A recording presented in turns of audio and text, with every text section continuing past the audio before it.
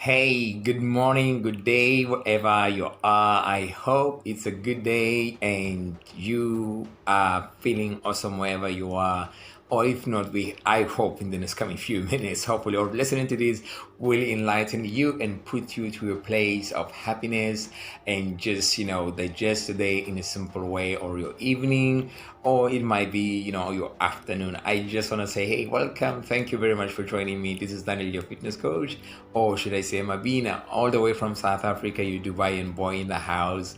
I believe in different bodies, different solutions. I'm a diabetes and hormone specialist. I prefer being, doing fitness in a holistic way. So I'm more into like holistic stuff of helping people how to get rid of things, or how to get back in things without involving a lot of, medication and technology, which is good to help. They can help. Don't get me wrong. They're good in helping you these things, technology and medication is a crisis management. We know all of it.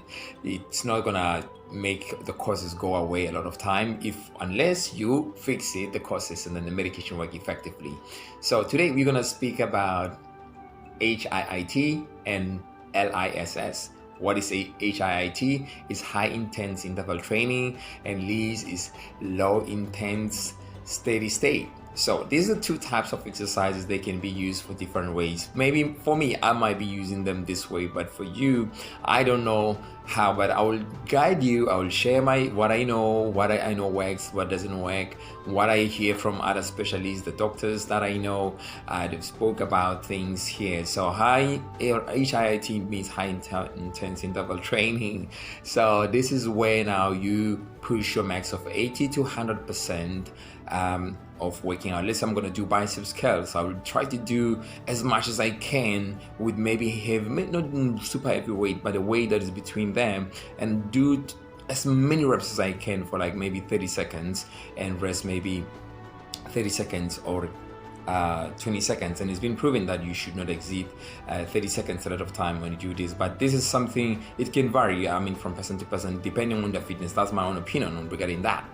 So yeah, high intense interval a lot of time has been used to rehabilitate a patient with cardiac arrest or who are recovering from heart problems. There was a study in 2011, I think 2014. They took 10,000 people and they put them into a certain routine of high intense interval training. They found that 75 to 80% they did respond so very, very well, and they become strong. Their heart start functioning very properly. And their muscles now, they start building up the strength, the longevity in the body, the mitochondria, they start responding very well to insulin. The muscles, they help that as well. So it's very, very important, even especially for people who are sugar diabetic. That's why we do high intense interval training, or we recommend for people who have diabetes, because we need to build the insulin sensitivity in the muscles of individuals, or we need to build muscles so they can be able to absorb the sugar in your body instead in your muscle compared to being in your blood.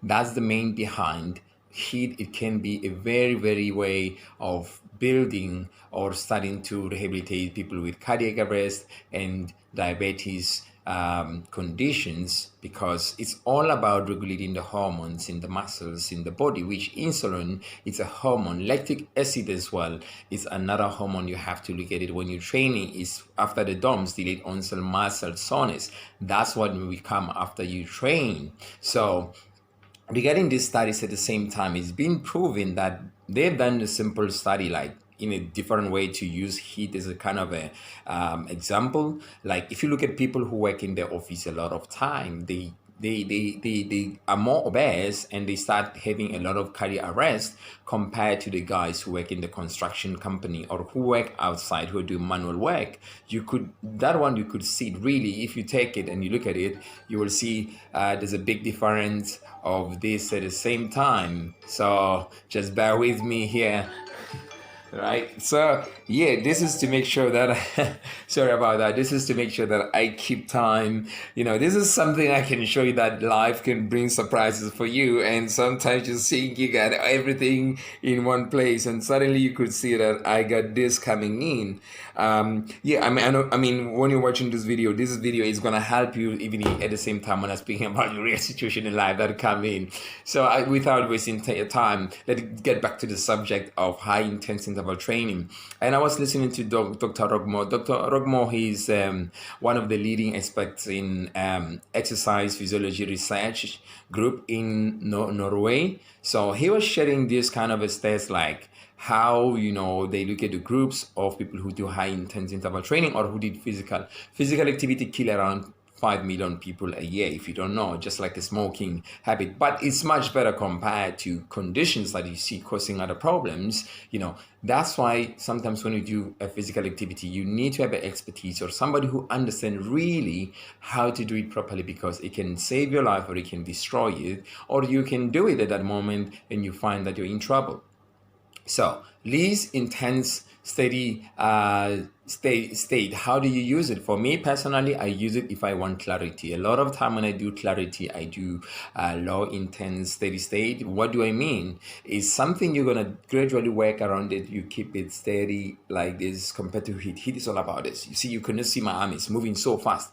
So Liss is when you work on a slow rate of going like that's the difference between Liss and high intense. So for me, it's called clarity. And if you don't have a good energy source burst, I will say you need to start building that based on the low intense steady, because it helps you to start now creating a good circulation of on your blood compared to high intense, because it requires a lot of blood and to rush into your head and whatever and muscles. And if you don't have a good condition of heart condition and so on, it can be a problem to you. It can cause so much. It can make the blast eyes, maybe some people they have red eyes without even realizing it's due to exercise, or they might have a lot of itchiness in their body without real, because it's the veins popping out at that time. So that's why I say sometimes it might be something you have to consider doing it very slow before you start training so intense. So it can be 45 minutes to 1 hour high intense interval training. It can be something you can do it. For me, this is my own perspective. I'm just saying to people who just studying, do it from 5 minutes to 30 minutes. But would I recommend 30 minutes? No, I would recommend 20 minutes a lot of time. 30 minutes I recommend it on HIIT for people who really have been working for a long time. They are pro, they are doing kind of athletic stuff, they are competing and so on. I will use it on that. The other study which was being done a while ago was 10 seconds run, 10 seconds rest, or 10 seconds intense, but it was just done for 3 minutes in Harvard, or I think was American something. They were doing a research, and then it's been so effective, and then it brought so many results. So this is the other thing. I can use it for people who are still new. I can start maybe with 2 minutes, doing 10 seconds, 10 seconds rest, 10 seconds wait, 10 seconds rest. It's kind of a intense workout, interval intense workout, or Tabata. Tabata has been used as well as a 20 seconds, 10 seconds rest. I would say do 5 minutes the startup if you've not been training, but I recommend if you have heart condition or you have diabetes, you need to work with a medical practitioner, or you need to work with people like us who specialize in diabetes and hormones, because